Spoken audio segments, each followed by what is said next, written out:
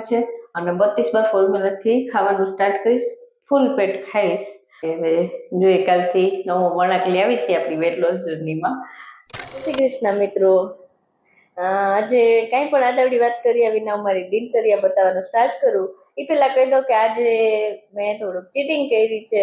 Actually બપોર સુધી તો મારો દિવસ સરસથી જતો હતો, પણ બપોર પછી મેં શેરડીનો રસ પી લીધો અને ચલો હું દિનચર્યા બતાવું તમને, એટલે ખ્યાલ પડશે લાસ્ટ સુધીમાં.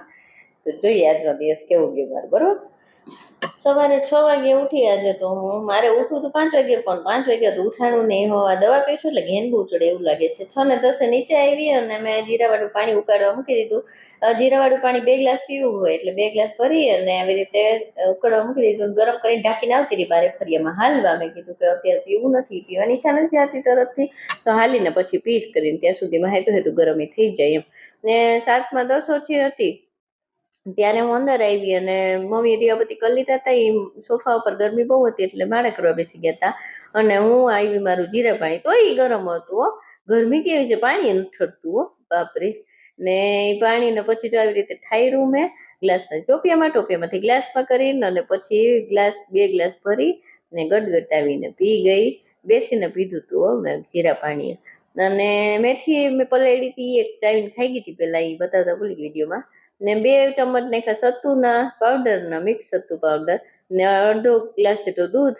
અને રાતે જે ચિયા સીડ્સ કાલે મેં વિડીયોમાં બતાવ્યા હતા ને, મેં પલાળ્યા હતા, એ ચિયા સીડ્સને એમાં ઉમેરી દીધા એટલે એ કપ એક જેટલું આપણું મિલ્કશેક બની ગયું. પપ્પા નાસ્તો કરતા હતા, 7:30 વાગી ગયા ને હું બેસી ગઈ ચૂલે મારા ફેવરિટ જગ્યાએ ચિયા સીડ્સ વાળું મિલ્કશેક પીવા, સત્તુ પાવડર વાળું. તો મને એમ થયું ચાલો મોર્નિંગ વોક કરી લીધું છે તો પ્રોટીન શેક તરીકે હાલે કરીને સત્તુ પાવડર વાળું દૂધ પી લીધું.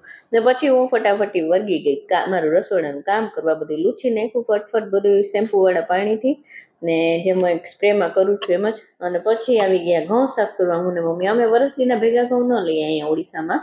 અમે જ્યારે ખતમ થાય ત્યારે એક બાજકું લઈને પછી દરાવી લઈએ, 30 kgનું લઈ લઈએ એમ.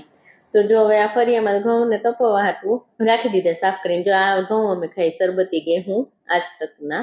ને મેં કીધું હાલો ને લક્ષ્મણ રેખે કરો તો મારી મોર તો કીડીયું ખાઈ જાય. ને શનિવાર હતો એટલે શાકભાજી આવ્યું હતું આજે. મેં ઘણી વાર કીધું ને શનિવારે હોય એમ. અને જો ઈડલી મેં થોડીક ખાધી, બીટ ને આ બધું શાક સુધાર્યું તો બીટ ને 2 ટુકડા ખાઈ લીધા હતા ચાવી.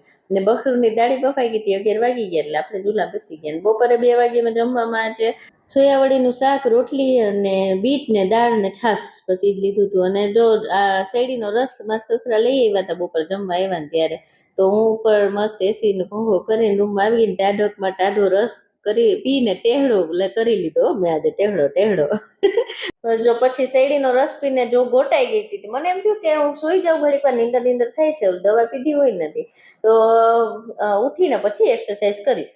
એટલે હું સુઈ ગઈ, મતલબ 4 વાગી ગયા હતા, 4 સાડા 4 જેવું થયું હતું.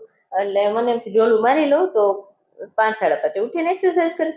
તો નીંદર આવી ગઈ સીધી 7 વાગી ગયા ને હું નીચે આવી 7 વાગ્યા. તો બધા તો અંધારું થઈ ગયું, ફરી એમ બેઠા હતા, લાઇટ નહોતી ને ઓલું ઇન્વર્ટરમાં પંખો હાલતો હતો, કઈ ખબર પડી નહીં મને.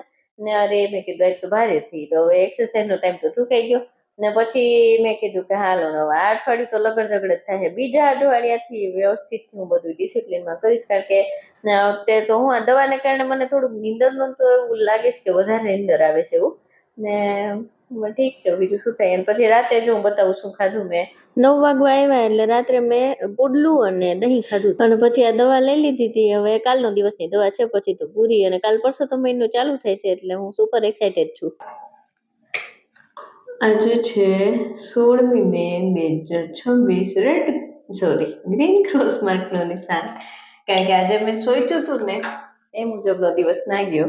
સવારમાં ઉઠીને તો બધું બરોબર ચાલતું હતું, પણ બપોર પછી થોડુંક મારું ગડબડાઈ ગયું. કારણ કે મેં એક્સરસાઇઝ કરવી હતી ના થઈ અને મેં છે ને શેરડીનો રસ પીધો 2 વખત.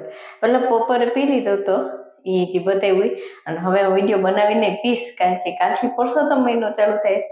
તો હું દર વખતે પરસોત્તમ મહિનામાં એકટાણું કરું છું, તો આજે મેં છૂટી લીધી કે ચલો કાલથી તો એકટાણું કરવું છે. તો મારું ટાઈમ ટેબલ પાછું કાલથી અલગ થાય. અને આ વખતે વેટ લોસ જર્નીમાં હું થોડું ડિસિપ્લિનમાં આવતા મને ટાઈમ લાગે છે, એટલે કદાચ આ અઠવાડિયે પણ એટલો વજન ખાસ કંઈ ઉતરશે નહીં એવું લાગે છે મને. અને કારણ કે દવા પણ પીવું છું ને તો મને નીંદર બહુ આવે છે. અને હવે તો જો કે કાલનો દિવસની જ દવા છે, અને મને છે ને થોડુંક ભૂખ પણ વધુ લાગે છે એવું લાગે ફીલ થાય છે. હવે 32 બાર ફોર્મ્યુલા ચાલુ કરીશ તો સોચું છું કે કાલથી જ ચાલુ કરું, કારણ કે કાલથી પરસોત્તમ મહિનો ચાલુ થાય છે, એકટાણું છે, અને 32 બાર ફોર્મ્યુલાથી ખાવાનું સ્ટાર્ટ કરીશ. ફૂલ પેટ ખાઈશ પણ એકટાણું ખાઈશ એમ. એટલે હવે જોઈએ કાલથી નવો વળાંક લાવી છે આપણી વેટ લોસ જર્નીમાં. અને ફરી પાછા મળી આવતીકાલે રાત્રે 10 વાગે. ત્યાં સુધી ચમકતી ચાંદીને રજા આપો. જય શ્રી કૃષ્ણ. ખુદની તબિયતનું ધ્યાન રાખજો, પરિવારના બધાનું ધ્યાન રાખજો. Okay, bye. Jai Shri Krishna. Good night.